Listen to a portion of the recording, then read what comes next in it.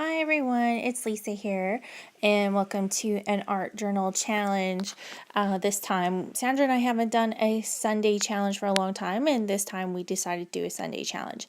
And I'm recording this on my phone because I had a little bit of troubles with technology today, so technology and I are not friends at the moment. But anyway, so what I did is I just basically am working in, this is I think it's called a mixed media book. It's just one of the ones I got from Walmart. It's not, or from Michael's. It's nothing expensive.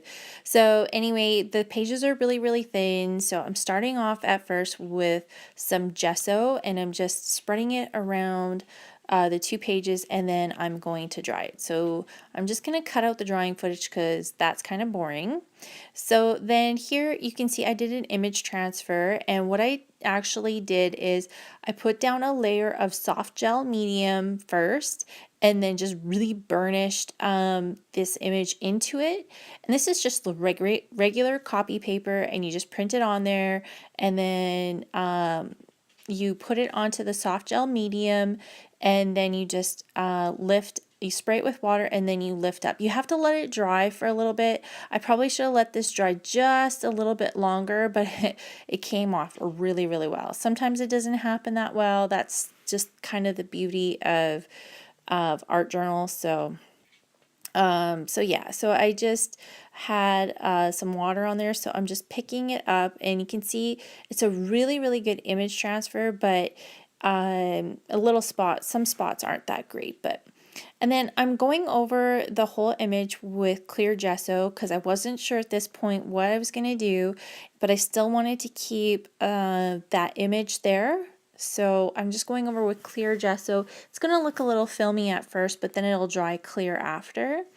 And then here I fast forwarded a little bit, and I drew some leaves. I used some golden paints. I used sap green, gold or yellow, no, what is it? Green gold, and then I think it was burnt umber, or even burnt umber light in the golden fluid acrylics. Nothing really fancy on the leaves, just basically just drew in the leaf shape with a paintbrush, and then now that is the green gold that I'm painting right now. And then I went in over top with the sap green. It's just kind of a nicer, darker green, and it's really nice to blend out with them. And then the brown I'm just using as shadows, which you'll see in a minute here. So I'm taking some of that darker brown and mixing it in with the sap green, and then that way I can blend those colors together and make the shadowing on those leaves. So then I'm taking some of that brown ink, or that brown paint again, and just going to draw some shadows in on these vines that I'm making. And you can see I already had painted in a couple of these. So again, just going in with some of the sap green or the green gold, and then some of the brown just to add shading and highlights. And not really anything particular.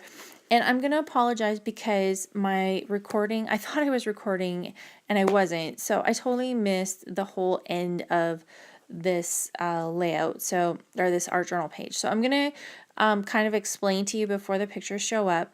So after I had painted all the leaves and everything, I actually did an acrylic glaze. Actually, it was Wade's idea, so he gets full credit. So he said you need to do a whole almost sunset-ish. So what you do with an acrylic glaze is you mix it half and half, so half paint, half acrylic glaze. So on the first top, part of it I put quinacridone magenta, and then I think I used Indian yellow hue and then vat orange, and then I just left it on there for a couple of minutes and then wiped it off, and then it created this really nice highlight in the background. And then I used some gesso, or not gesso, gelatos, and I just kind of defined around the leaves just to make them stand out a little bit more. Added some India ink splats, and then I also added some I made my own mist using airbrush medium and black, carbon black ink and in a spray bottle, and then just kind of misted that onto those pages and using an alpha letter stencil. And then the last thing that I had done after I tried a couple things and it totally ruined the page, I took a stencil, I sprayed wherever those gelatos were, and put the stencil down, sprayed over top of the stencil where the gelatos were, and then rubbed off in paper towels, so you kind of get that kind of ghosting look of the stencil behind it. So yeah, so I did all that, and you can kind of see I'm just going and coloring some more. So I'm just going to stop here and add some music, and then I'm going to fast forward to the end. Okay, so here's the layout here. You can see the shading in the background and some of that ghosting that I was talking about. And I'm so sorry, I wish this end of this video had recorded. But thanks everybody for watching. I'll see you soon. Bye.